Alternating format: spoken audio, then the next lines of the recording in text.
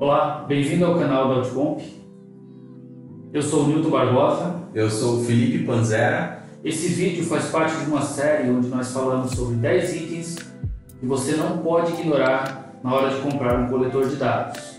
Nós já falamos sobre alguns desses itens e hoje nós vamos falar sobre os tipos de leitura disponíveis no mercado.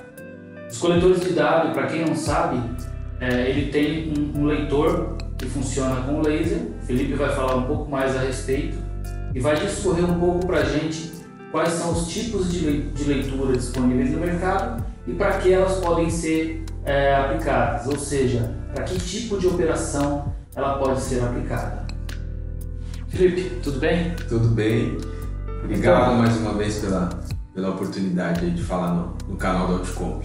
Legal. Felipe, o pessoal, em geral, ele acha que é simplesmente procurar uma integradora de tecnologia e fazer a compra de um coletor de dados. Mas a gente sabe que, em muitos casos, isso requer uma análise prévia do ambiente do cliente e, dentre essa análise prévia, um dos itens que devem ser analisados é o tipo de etiqueta que ele usa, o tipo de código de barra e como esse código de barra vai ser capturado pelos equipamentos. Pode falar um pouco mais a respeito para a gente? Exatamente, Nilton. Assim como nós falamos no vídeo anterior, inclusive quem não viu ainda pode clicar no link aqui nesse vídeo e acompanhar. Foi o link onde a gente falou do sistema operacional. E assim como o sistema operacional, que leva consigo uma série de atributos que devemos nos preocupar na hora de fazer a aquisição do coletor, o código é um deles. Tá? Por que o código é importante? Atualmente, com a atualização de todas as coisas, tecnologia, as coisas novas que vão surgindo, a gente é meio que obrigado a seguir um padrão para que a gente continue, seguindo principalmente uma linha produtiva, a tênue, e para que os negócios dos clientes eles possam continuar evoluindo, E a gente iniciou, na verdade o código de barras ele começou em outros dispositivos e tem inúmeros modelos de código. A gente tem ali o código de barras, que é o código convencional que a gente encontra em supermercado, farmácia. A gente tem o próprio código de barras dos boletos, Sim. E outros códigos que não cabe a gente aqui discriminar o uso de cada um deles, mas cada um tem a sua propriedade e leva consigo a sua necessidade para ser utilizada no negócio, E os dispositivos eles foram evoluindo. Então a gente tem hoje aqueles leitores CCD, por exemplo, que faz a leitura do código de barra com um pouco de dificuldade. Você tem que encostar bem o equipamento, para poder fazer a leitura, ler. É uma tecnologia um pouco mais antiga, Mais antiga. Ele lê um D, ele tem um código na horizontal também, E aí vermelhinho, mas assim, você precisa de uma proximidade com o código. O código precisa estar perfeito, senão você tem mais dificuldade ainda de fazer a leitura. Sim.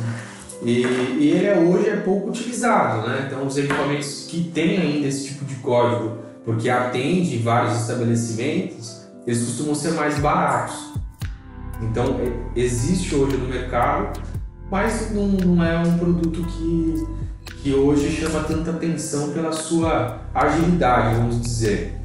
Perfeito. Logo em seguida veio surgindo outros mecanismos de leitura, cada vez mais aprimorado, Ainda um D que a gente chama, que são os códigos de barra intervalado, que é aquela partinha preta com a parte branca. A gente vai colocar no vídeo aí para vocês.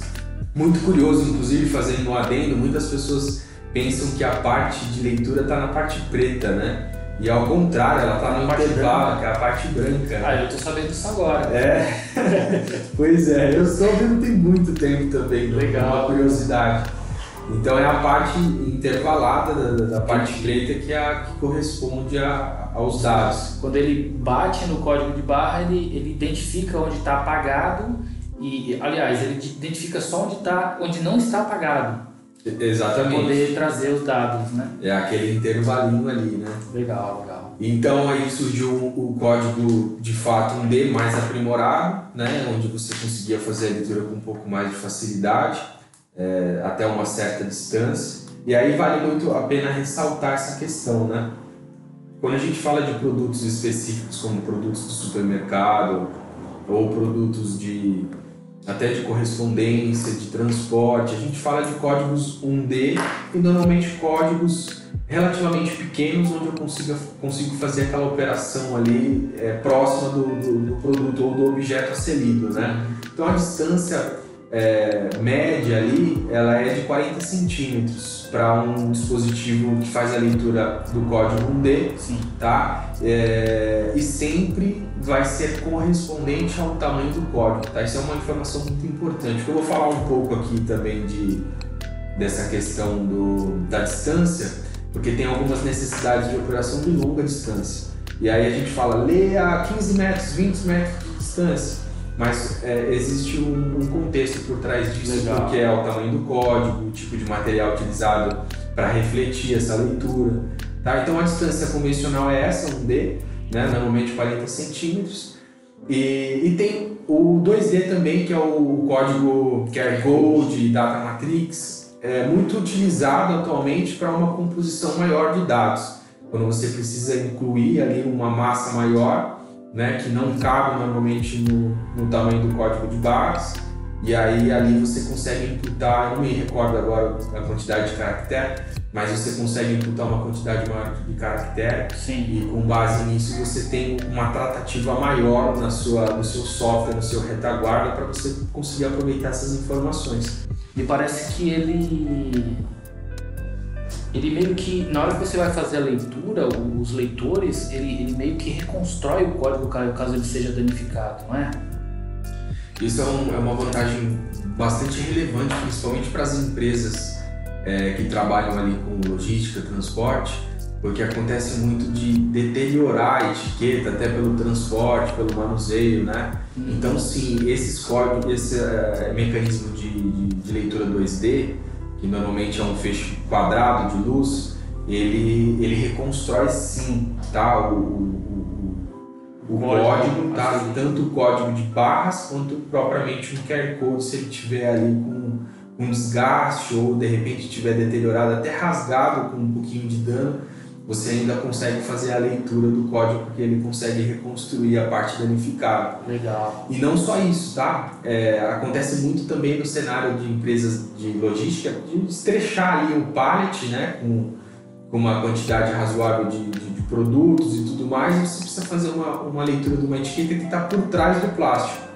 Eu já vi muitas empresas que ficam lá, o operador fica rasga o plástico, abre, para conseguir fazer a leitura do código, porque muitas vezes o plástico reflete, e se você não está utilizando um equipamento com a tecnologia mais nova, normalmente esses equipamentos que fazem a leitura do 2D, que é o código QR Code ou Matrix, ou dentre outros, mas o código 2D, ele reconstrói, e não só reconstrói, mas ele lê através do plástico. Que legal. Então isso facilita também o processo para as empresas que têm essa dinâmica, né? Imagina o tempo de você ficar lá perdendo, rasgando plástico. Verdade. Eu vi que ele recupera até 25% do código. Você pode rasgar 25% dele, fazer a leitura que ele consegue ler. Exatamente, até 25%. Que legal, hein? Até às vezes ele chega até a estar mais opaco, às vezes até na sua visualização que está sujo, né? Até aparenta estar mais que 25%. Mas a leitura, ele consegue fazer a leitura tranquilamente. Bacana. Legal. E além disso, uma das vantagens pelo que eu estou vendo aqui, uma das vantagens do QR Code em relação ao código linear, não sei se você lembra, mas no varejo, quando você imprimia uma etiqueta de gôndola e por algum motivo você tinha a cabeça riscada em um determinado lugar, você meio que prejudicava a leitura daquela etiqueta no código linear. Já no código QR Code você não tinha problema. Então você acabava economizando um pouco, porque você não precisava trocar imediatamente aquela etiqueta, aquela cabeça. Essa é uma abertura bacana de um problema que, de certa forma, você acaba consertando indiretamente, Sim. né? Porque você está utilizando um dispositivo para fazer a leitura do código. E para esse cenário do varejo, onde utiliza a etiqueta numa gôndola, a parte deteriorada ali, ou seja, da cabeça de impressão da impressora que faz a impressão da etiqueta, ela realmente desconstruiu o código. Então, se você ia com equipamento 1D, tentava fazer a leitura, e você tinha dificuldade. Muitas vezes não lia a etiqueta e tinha que ou imprimir em outra impressora, né? Uma nova etiqueta para você fazer a leitura, ou digitar o código no teclado, né? Então, sim, ajudou muito nesse aspecto, né? Muitas vezes por uma falha na cabeça que é comum, sim, você acontecer, né? Diante da quantidade de impressão e até do tempo de uso do equipamento, você acaba podendo utilizar por um pouco mais de tempo, né? sim. E você falando dessa parte de varejo, até dessa parte de etiqueta, me lembrou um pouco uma situação que a gente teve em um cliente, né? Onde a gente conseguiu ajudar ele nessa transição do código de barras, né, pro código QR Code, Sim, né? sim. Então foi uma solução bacana, né? Exato. Que foi feita ali para essa dinâmica e que trouxe bastante resultado para a empresa, né? Até porque na situação, vou contar um pouco da historinha, né? Era um inventário com auditoria e tudo, então através da etiqueta de código de barras não era possível muitas vezes você extrair informações suficientes, então você tinha que explorar a informação do produto, da etiqueta, então você não tinha ali uma equalização das informações para conseguir medir principalmente se o produto que estava na gôndola estava com o mesmo preço do sistema, né? Exato. Então, através do QR Code, a gente conseguiu colocar a informação do RP do sistema, conforme a atualização dele, no fim do código do produto.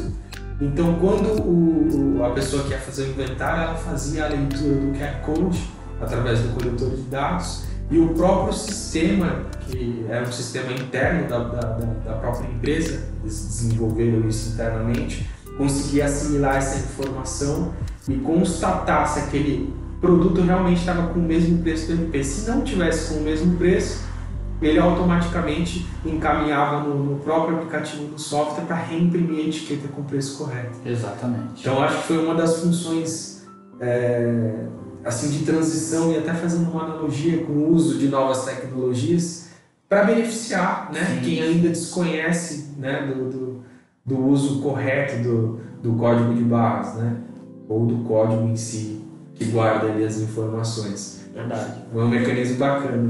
Legal. E essa ideia foi sua, né, cara? Contei essa história aqui. Não tem problema. Parabéns. Legal, Realmente legal. é um trabalho que demanda, né, um certo conhecimento sobre tecnologia e a gente explorar, né, o que há de novo. Às vezes tem a gente vê muito no mercado as pessoas com medo de explorar a tecnologia, com medo de errar. Cara, a tecnologia, eu acho que tá aí, a gente tem que aproveitar, né? Exatamente. Facilitar a nossa vida, né? Facilitar a vida, né? Legal. Bacana. E tem também um outro que a gente fez lá também, não sei se você lembra, do EAN 128. Para quem não sabe, o EAN 128, ele é possível você colocar a data de vencimento do produto. Então, legal. Para quem tem balança da Toledo, procura o pessoal, tá? Porque é possível você imprimir as etiquetas de balança no formato EAN 128 e configurar o seu PDV para entender essa informação. Resultado: se alguém foi lá embalar a mussarela, porque, né, o pessoal sempre faz a embalagem da mussarela e deixam o autosserviço lá. E aquilo tem um vencimento, geralmente é curto, né? Se você configurar a sua balança para imprimir no 128 e o seu PDV para entender isso, caso alguém esqueça de tirar o produto da gôndola quando ele vencer e o cliente chegar a pegar esse produto, Quando bater lá no PDV, ele não vai passar. Muito bacana. Então isso evita que muito gerente vá para o xadrez, que é o que já aconteceu bastante, tá? Então se você não sabe dessa, se liga aí. E não só isso, né, Milton? A questão de preço também, essa auditoria, né, que a gente acabou de mostrar aqui na transição do código para o QR Code, que ajuda a minimizar esse tipo de problema, é muito comum também nas redes de varejo, né? Sim, sim. Porque o mix é muito grande de produto e a troca nem sempre acontece na mesma constância e os valores não são os mesmos do PDV, o que acaba gerando problema não só com a questão do preço, mas muitas vezes com o próprio cliente, que fica uma situação desagradável, né? Existem clientes que se sentem lesados e existem pessoas que acabam se aproveitando da situação. Tem os dois lados. Tem os dois lados. Mas de qualquer maneira, o processo de auditoria de preço com o QR Code, ele está aí para ajudar o varejista a resolver esse problema, que é um problema ad eterno, né? Se você não tiver um processo onde as pessoas sejam responsáveis e executem isso numa frequência curta, para que você não tenha maiores problemas, você vai evitar bastante perda e vai manter o teu negócio cada vez mais saudável. Legal, bacana. Agora voltando um pouco aos tipos de leitura, nós temos a leitura padrão, que é em torno de 40 centímetros. Eu vi aqui também que tem o médio range, alguma coisa assim. Qual que é o nome exato para isso aí? É isso mesmo. A gente tem a leitura standard, né? Que é em torno de 40 centímetros. Tudo vai ser relativo. Não adianta você pegar um código, por exemplo, um código daqueles produtos de farmácia que às vezes é pequenininho e tentar ler. Então, assim, é uma distância relativa. Quando a gente aborda 40 centímetros, é uma média da maioria dos códigos. Por exemplo, um código de gôndola, um código de um produto de gôndola de supermercado. Então, esse tipo de código são códigos que você vai ler com uma distância aproximada de 40 centímetros. Esse é o standard, tá? Aí a gente parte para o mid-range, que é uma distância média, né?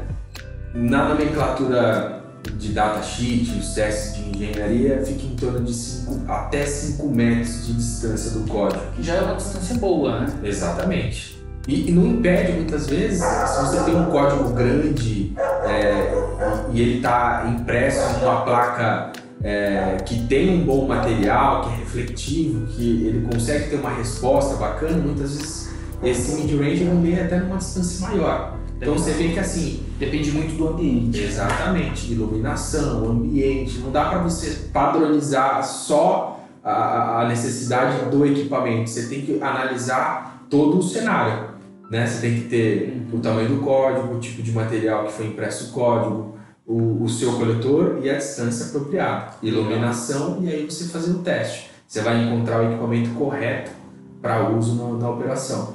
E aí tem outros tipos de distância também, né? A gente tem o long range, tem uma distância também aproximada ali de 12 até 15 metros mais ou menos, né? Normalmente é utilizado a leitura linear de 1D mesmo nesse equipamento. Ele segue mais ou menos ali a mesma nomenclatura da leitura Lorax, né? Que é um pouco mais antiga, mais ou menos a mesma distância. E a gente tem para os mais novos o Exchange Range, aí vai até mais de 20 metros em algumas situações, sempre levando em conta todo o cenário. Não dá para a gente, obviamente, considerar só um padrão. Se eu pegar um Exchange Range e querer ler o código da bula lá do remédio, não vai ler. Tá? Então você tem que ter esse entendimento de que é o conjunto que vai te propiciar o uso da operação. E para que eu vou usar isso? Acontece muito, principalmente em operações logísticas, onde você tem produtos que estão lá em cima armazenados. Lá na parte de cima. Na parte de cima, e você precisa consolidar. Então, muitas vezes a operação daquela empresa propicia o uso de um coletor de longa distância para evitar que você tenha que colocar uma empilhadeira, descer todo o produto, fazer a leitura para depois subir. Então é ganho de tempo também, né? Ganho de produtividade. Ganho de produtividade. Legal. Bacana. Além desses São 4 tipos de leitura. Então, recapitulando: Standard Range, Mid Range, qual que é a outra? A Standard, Médio. a médio, a Standard é Standard mesmo, Mid Range, nomenclatura é de MR, né? Nós temos o Lorax, o LR, Long Range, e a gente tem o ER, que é o Exchange Range. Perfeito. Então, o cara, ele, na logística, se ele estiver no chão da logística mesmo, ele consegue fazer uma leitura de até 20 metros. Sim, com um coletor Exchange, com uma placa com um código pertinente, perfeitamente, tranquilamente, mais de 20 metros. Perfeito. Sobre leitores, tem mais alguma coisa? Eu acho legal, a gente tem alguns exemplos demonstrativos de leitura, né? Sim. E aí a gente vai fazer na sequência, acho que deve colocar agora para vocês assistirem. A gente vai colocar para vocês verem aí os exemplos de leitura. Todos esses exemplos que o Felipe citou, a gente vai colocar mostrando para vocês, deve passar aí durante o vídeo, mostrando para vocês como funciona esse tipo de leitura e como você pode usar isso na sua operação. Para ter uma ideia legal, você vê essa distância, obviamente um comparativo de distância, mas quando eu descobri que tinha um tipo de leitura na época, né, que você podia ler uma distância tão grande igual essa, chegava a ser inacreditável, né? É legal mostrar, ver o pessoal, porque tem muita gente que desconhece, às vezes faz uso da operação nesse formato de usar empilhadeira e tudo mais, e dá para você colocar a tecnologia para facilitar o dia a dia, né? Inclusive, em algumas logísticas, dependendo do cenário, do ambiente, você consegue inclusive evitar acidentes. E se a pessoa não precisa ficar subindo, se pendurando nas coisas para fazer leitura, do chão mesmo ela consegue fazer, excelente. Você citou uma outra situação, né? Porque acontece, o normal deveria ser empilhadeira, desce o pallet. E ele no chão faz a leitura, mas bem colocado. Tem muita empresa que o cara coloca o usuário, põe um pallet, o cara vai em cima e levanta lá para uma distância confortável para que ele consiga fazer a leitura. Muito perigoso.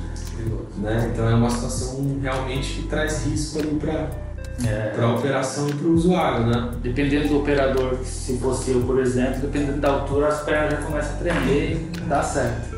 Também não vai da altura, né? Legal. Bom, pessoal, sobre os tipos de leitura, são esses os pontos que a gente tratou aqui, tá? A gente vai colocar os vídeos aí para vocês.